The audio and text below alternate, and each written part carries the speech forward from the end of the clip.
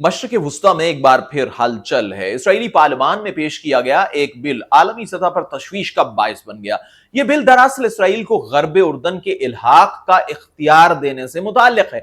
एक ऐसा इकदाम जो न सिर्फ फलस्तीनियों के लिए बल्कि पूरे खित्ते के अमन के लिए खतरे की घंटी है। नाजरीन, आप देख रहे हैं पीके पल्स, मैं हूं हैदर मुर्तजा।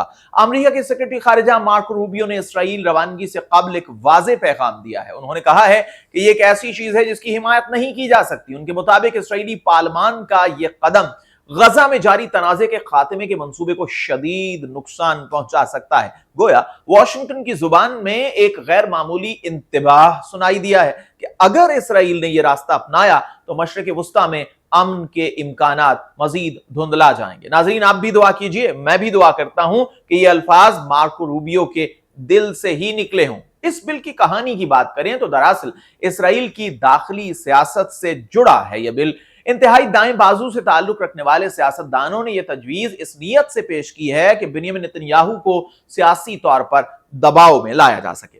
ये वो हल्के हैं जो बरसों से यह नजरिया पेश कर रहे हैं कि गर्ब उर्दन दरअसल मुकद्दस सरजमीन है और इसे इसराइली खुद मुख्तारी का हिस्सा होना चाहिए। लेकिन ये मामला इतना सादा नाजरीन नहीं है। नेतन्याहू माजी में इस ख्याल की जुबानी हिमायत जरूर करते रहे हैं और किसी हद तक अमली हिमायत भी, क्योंकि आप देखें कि गर्ब उर्दन में जो आबादकार हैं, यहूदी आबादकार, उनकी बढ़ती हुई तादाद हमें यह बता रही है कि असल में यह मंसूबा है क्या। मगर बेंजामिन नेतन्याहू ने अमली कदम इसलिए नहीं उठाया ताकि अमेरिका नाराज न हो।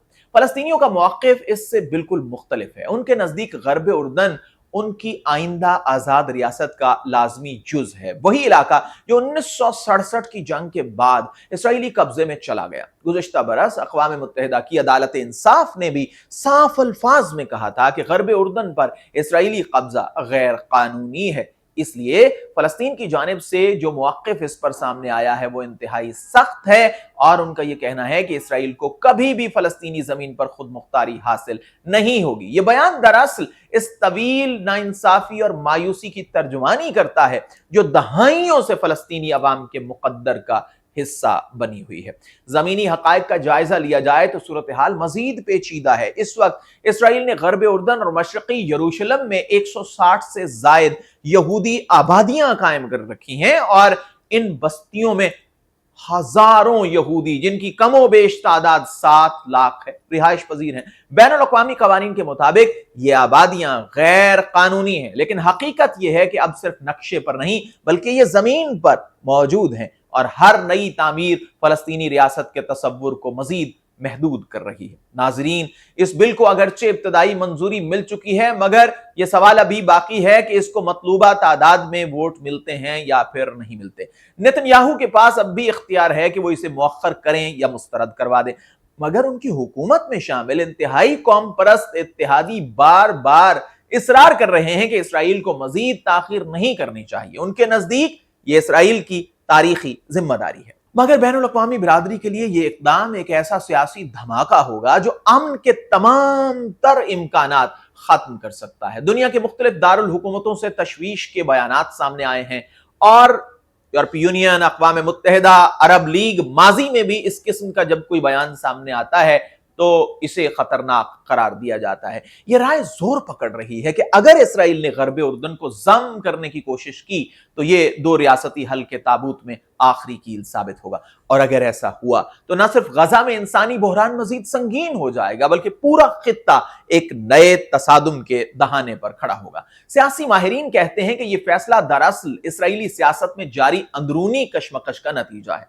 नेतन्याहू को एक तरफ अपने कौम परस्त इत्तेहादियों का दबाव है तो दूसरी जानिब अमरीका और मगरबी दुनिया की सफारती हुदूद है। यही वो कशमकश है जिसने इसराइल की पॉलिसी को एक खतरनाक मोड़ पर पहुंचा दिया। अगर वो पीछे हटते हैं तो अंदरूनी हिमायत खो बैठेंगे और अगर वो आगे बढ़ते हैं तो बैनुल अक़वामी सतह पर तन्हाई उनका मुकद्दर है। मशरिक़ वुस्ता की तारीख में ऐसे कई लम्हात आए हैं जब ताकत के बल पर सरहदें बदली गईं, लेकिन किसी कौम के ख्वाबों और शनाख्त को मिटाया नहीं जा सका। गर्ब उर्दन का मसला भी इसी हकीकत की गवाही दे रहा है। यह तनाज़ा सिर्फ जमीन का नहीं बल्कि शनाख्त, इंसाफ और इंसानी वकार का है, और जब ये अनासिर सियासत के ताबे कर दिए जाएं तो नतीजा हमेशा तबाही की सूरत में ही निकलता है। नाज़रीन, सवाल अब यह है कि क्या इसराइल वाकई ऐसे वक्त में यह खतरा मोल लेगा जब गजा में इंसानी बहरान पर पूरी दुनिया की नजरें मरकूज हैं? क्या नेतन्याहू अपने कौम परस्त साथियों को नाराज करके वॉशिंगटन के साथ ताल्लुकात बचाएंगे, या फिर यह बिल इसराइल के लिए एक नया सफारती भौचाल लेकर आएगा? फिलहाल कोई हतमी जवाब नहीं दिया जा सकता, लेकिन इशारे खतरनाक हैं। नाज़रीन, तारीख ये बताती है कि ताकत के बल पर कब्जे बरकरार तो रखे जा सकते हैं, मगर दिलों पर हुक्मरानी मुमकिन नहीं है।